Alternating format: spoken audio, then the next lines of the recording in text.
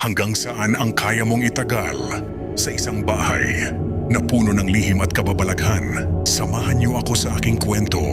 Ako si Noel. Nung 2 anyos pa lang ako biglang gumuho ang mundo namin. Namatay si Papa, ang tanging natitira sa amin ni Nene. Matapos mawala si Mama nung mga bata pa kami dahil wala na kaming matutuluyan sa Maynila, kinuha kami ni Lolo at dinala sa Iloilo. Sa totoo lang, mahirap ang buhay. Bukid para sa batang laking Maynila noong una. Parang pasakit sa akin ang magbungkal ng lupa at magbilad sa ilalim ng araw. Pero kailangan kong mag-adjust para kay Nene. Mabait sina Lolo at Lola. Kahit hirap sa buhay, tiniyak nilang makakatapos ako ng high school. Pero pagtungtong ko ng edad na 16, doon ko naramdaman ang pait ng realidad. Alam kong hanggang doon na lang ang kaya ni na Lolo. Imbis na pumasok sa kolehiyo, ibinuhos ko na lang ang oras ko sa maliit naming sakahan taong 1998 nang dumating ang pinsan kong si Ate Glenda galing Maynila para magbakasyon. Isang gabi, habang nagkakape kami, nabanggit niya ang tungkol sa trabaho. Noel, ang amo ko sa Maynila, may lumang bahay sa Batangas, ancestral house nila. Naghahanap sila ng katiwala. Malaki ang pasahod, libre ang tirahan at pagkain. Bakit kailangan pa ng taga Iloilo? Marami namang tao sa Batangas kasi. Isit niyo sting nam, taspanya ma'am. Walang tumatagal na katiwala doon, Noel. Pero ikaw, alam kong masipag ka at matapang. Sayang din ang kikitain mo doon. Pwedeng-pwede mo nang pag-aralin si Nene sa kolehiyo. Napatingin ako ng maigi kay Ate Glenda. Anong kinalaman naman ng tapang diyan? Saka ko matapang. Doon na niya ipinaliwanag ang totoong sitwasyon. Kaya pala walang tumatagal na katiwala ay dahil sa mga kwentong lumalabas na haunted house daw ang bahay na yon. Sabi raw ng mga naunang caretaker na mabilis nagsisuko. May mga kababalaghan daw talagang nangyayari sa loob. Halabaliw ka na talaga, Ate Glenda. Haunted house pala. Tapos ipapasok mo ko bilang caretaker. Hindi naman sa loob ng mismong bahay ang tulog mo, Noel. Doon ka sa quarters. Hiwalayin sa main house. Saka magaan lang naman ang trabaho mo ron. Pananatilihin mo lang malinis ang bahay at paligid. Ang malupit pa, 200 piso. Ang araw mo natigilan ako noong 1998. Malaking pera na ang 200 kada araw. Pag-isipan mo, Noel, sa makalawaluluwas ako sa bayan. Kung tatanggapin mo, makikitawag ako dun sa bayan para maibalita ko sa amo ko sa Manila. Sige, uuwi na ako, Noel. Naiwan akong mag-isa, nakatitig sa malawak at tahimik na palayan nung hapunan. Doon ko na inilatag ang plano ko, gaya ng inaasahan ko. Agad na tumutol si Lola at si Nene. Ayaw nilang malayo ako, lalo na't haunted house ang pupuntahan ko. Pero si Lolo, bagamat bakas ang pag-aalala, tila nauunawaan niya ang bigat ng responsibilidad ko. Bilang panganay, Noel, kung sakaling ituloy mo yan, isa lang ang itanim mo sa isip mo, ang pinakamabisang sandata sa kahit anong panganib ay ang taos. Pusong pagdadasal sa Panginoon. Huwag na huwag kang makakalimot. Seryoso ang sabi ni Lolo pagdating ng gabi habang nakahiga ako sa papag. Hindi ako dinalaw ng antok. Pinag-isipan ko itong maigi. Sa totoo lang, dito sa amin sa Iloilo, hindi na bago ang mga kwento ng aswang at kung ano-anong kababalaghan. Pero kahit kailan ay hindi ko pa ito naranasan ng personal. Napaisip tuloy ako, wala naman akong third eye. Kung may multo man doon sa Batangas, siguro naman hindi ko sila makikita. Kaysa matakot, mas pinili kong isipin ang 200 piso. Kada araw sa panahon na yun, malaking pera na yon para sa aming naghihikahos. Iyon na ang nakikita kong tanging paraan para mabigyan ng magandang kinabukasan. Si Nene, kinabukasan hindi na ako nag-aksaya ng panahon, ako na mismo ang nagpunta sa bahay ni Ate Glenda at ipayag na ako. Tatanggapin ko na yung trabaho sa Batangas. Diretsahang sabi ko sa kanya, nakita ko ang halong emosyon sa mukha niya. Relief na may nakuha na siya, pero may bakas din ng pag-aalala para sa akin. Makalipas ang 1 linggo, natapos na ang bakasyon ni Ate Glenda. Iyon na rin ang araw ng pamamaalam ko. Mabigat sa loob na yakapin si Lola. At si Nene lalo na't alam kong malayo ang pupuntahan ko. Si Lolo naman, tinapik lang ako sa balikat. Isang tahimik na pagsuporta sa desisyon ko. Sumakay kami ng barko at bus hanggang sa makarating sa Maynila. Dumiretso kami sa Quezon City, sa mismong bahay ng amo ni Ate Glenda. Doon ko nakilala si Sir Mike. Sa unang tingin, mukhang mabait at kagalang-galang siya. Pinakain nila kami ng masarap na hapunan at pinagpahinga muna dahil alam nilang pagod kami sa biyahe. Kinabukasan araw ng Sabado, maaga kaming nag-asikaso. Ito na yon, ihahatid na ako ni Sir Mike papuntang Batangas. Habang nasa biyahe, binasag ni Sir Mike ang katahimikan sa loob ng sasakyan. Noel, ngayon pa lang ay sasabihin ko na sa'yo, may mga kababalaga na talagang nangyayari. Sa bahay na yung babantayan, nandyan ka ba? Ano yan, Pasko ko? Hindi talaga maganda ang pakiramdam ko sa bahay na yon. Pagdating namin sa Batangas, dumaan muna kami sa pamilihang bayan. Bumili kami ng sapat na supply. Pagkatapos may karga ang lahat, muli kaming bumiyahe. Huminto kami sa tapat ng isang maayos na bahay na may malaking tindahan sa harap. Doon pala nakatira si Lolo Anselmo Noel. Si Lolo Anselmo siya ang unahang nagbantay sa bahay. Bago pa man nagsialisan ang mga nauna sa'yo, ngumiti ng bahagya ang matanda. O tatagal ka kaya, Noel. O pero hindi ako agad nakasagot. Kung may problema ka man, huwag kang mahiyang puntahan ako dito sa bahay. Pero ang huling payo, niya ang tumatak sa akin. Huwag kang matakot. Kahit anong marinig mo sa gabi, huwag mo na lang pansinin. Hayaan mo lang sila. Matapos ang maikling kamustahan, nagpaalam na kami kay Lolo Anselmo. Napansin ko na ang bahay niya na ang huling bakas. Nagkabihasnan sa daang iyon mula roon. Hindi naman gubat ang lugar pero hindi na sementado ang kalsada. Sa magkabilang panig, puro bakanteng lote na napapaligiran ng mga bakod na barware. Ang nakikita ko bukod doon, wala na kaming nakasabay na kahit anong sasakyan o tao. Habang papalayo kami, lalong bumibigat ang pakiramdam ko. Parang bawat metro ng pagusad namin ay lalo akong inilalayo sa mundong nakasanayan ko. Hanggang sa huminto ang sasakyan sa tapat ng isang gat na kinakalawang. Doon ko na natanto kung gaano kalayo ang nilakbay namin. Sa madaling salita, kapag may nangyari sa akin dito, walang makakarinig sa akin. Kahit sumigaw pa ako ng napakalakas. Pagpasok ng sasakyan sa malawak na bakuran, tumambad sa akin ang isang matikas na ancestral house.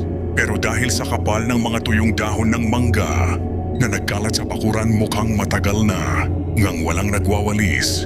Doon sa bandang kaliwa, pagkapasok pa lang ng gate, naroon ang isang maaliwalas na kubo.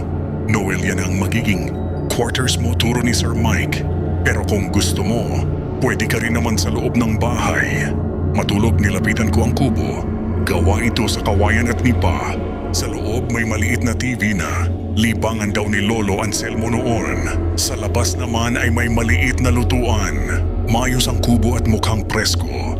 Sige po sir, okay na po ako rito sa kubo. Sige, pumasok muna tayo sa bahay. Kapag ni mailagay sa ating pinamili sa kusina. At maipakita ko sa iyo ang buong bahay. Yaya ni Sir Mike matapos maayos ang mga pinamili at mabuksan ang kuryente. Inilibot ako ni Sir Mike sa loob ng bahay. Sa ikalawang palapag may 4 na malalaking kwarto. Ngunit ang isang silid, sa pinakadulo ng hallway, ay nakakandado. Noel, wag mo na lang bubuksan ang kwartong ito. Nakakandado talaga yan dahil nasa loob ang mga mahahalagang gamit ng mga magulang ko at ng mga kapatid ko na nasa abroad, bilhin ni Sir Mike. Sa ibaba naman, itinuro niya ang bodega sa likuran ng bahay at ang main switch ng kuryente para sa bahay at sa aking kubo. Habang kumakain kami ng tanghalian, muling nagbilin si Sir Mike. Noel, babalik ako dito sa susunod na linggo para kumustahin ka kapag naging maayos ang lahat. Ibibigay ko na sa iyo ang paunang 1 buwang sahod mo. Naikwento kasi sa akin ng ate Glenda mo na may kapatid. Kapalang pinag-aaral at malapit na ang pasukan. Alam kong kailangan mo ang pera. para may padala sa probinsya. Nang marinig ko iyon, lalong tumibay ang loob ko.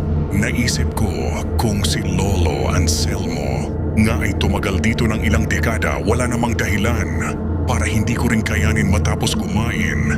Nagpahinga sandali si Sir Mike habang ako naman ay nagsimulang magwalis ng mga tuyong dahon.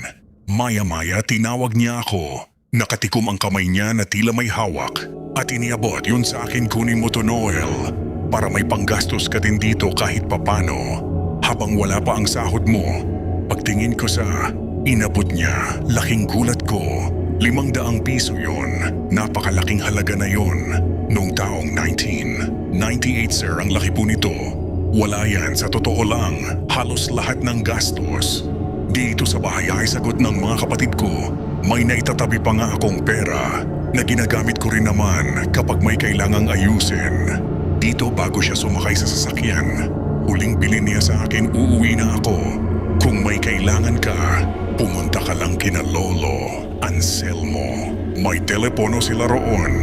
Tumawag ka lang sa bahay kung may problema at higit sa lahat, mag-iingat ka rito. Tandaan mo ang mga binilin ko sa'yo. Tinapos ko ang pagwawalis. Nabis na neneges mong initulong dadahon sa buong bakuran, tinipon. Swanatong nga dito sa isang gilid at sinimulang sigaan. Habang pinapanood ko ang pag-akyat ng usok, payapa ang pakiramdam ko. Iniisip ko na simula na ito ng bago kong buhay. Para sa kinabukasan ni Nene, mag-aalas 5 na ng hapon. Kaya minabuti ko ng pumasok sa loob para isara ang mga bintana bago pa magdilim gaya ng bilhin ni Sir Mike. Pagpasok ko, tahimik at normal naman ang lahat. Agad akong umakyat sa itaas at isang isinara ang mga bintang kapis. Pagkatapos sa itaas, nagtimpla ako ng kape sa kusina at kumuha na rin ng pagkain para sa hapunan. Plano kong doon na lang sa kubo kumain habang nanonood ng TV para mas presko ang hangin at bumalik ako sa main door. Para sa naikandado iyon, pero dun ko lang naalala na wala nga palang iniwang susi sa akin si Sir Mike. Ay oo nga pala, bulong ko sa sarili, isinara ko na lang ng maigi ang pinto. Naisip ko na bukas ng umaga ay pupunta na lang ako kina Lolo Anselmo para makitawag at ipaalam kay Sir na nakalimutan niyang iwan ng susi. Dun sa kubo naging maayos ang hapunan ko habang nanonood ng TV. Kahit mag-isa lang ako, hindi naman ako natatakot dahil sa isip ko kailangan ko talaga ang trabaho na ito. Matapos ang pinapanood ko, humiga na ako sa papag para matulog sa pagod sa biyahe. Agad din naman akong dinalaw ng antok, madaling araw na. Si Binabarino nang magising ako dahil sa tawag ng kalikasan. Pupungas-pungas pa ang mga mata ko nang lumabas ako ng kubo at dali-daling umihi. Habang nakaharap ako sa direksyon ng bahay, napakurap ako. Parang biglang nagising ang buong diwa ko sa nakita ko. Ang ilaw sa unang palapag na alam kong pinatay ko bago umalis si Sir Mike ay maliwanag na nakabukas ang mas nakapagtataka. Isa sa mga bintang kapis na malinaw kong isinara kanina ay nakabukas na ngayon ng malapad. Nanindig ang aking mga balahibo.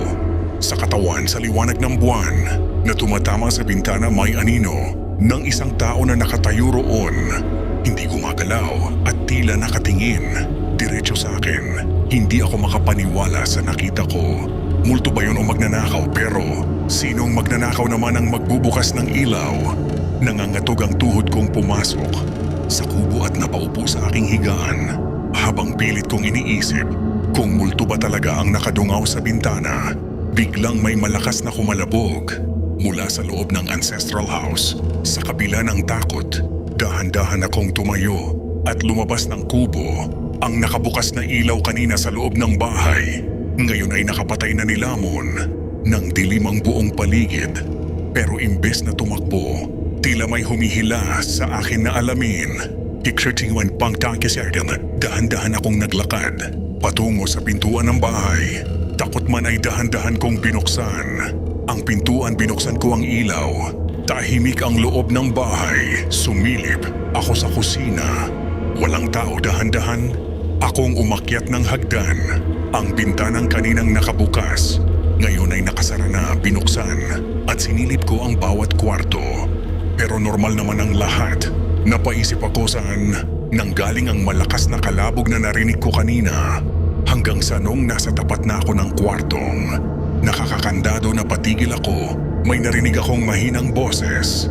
Parang bumubulong takot man pero dala ng kuryosidad, ay inilapit ko ang aking tainga. Sa pintuan ng laki ang mangga. Mata ko, doon nga sa loob ng gagaling ang mahinang boses. Na tila ba boses ng isang babae. Dala ng takot gusto ko nang tumakbo.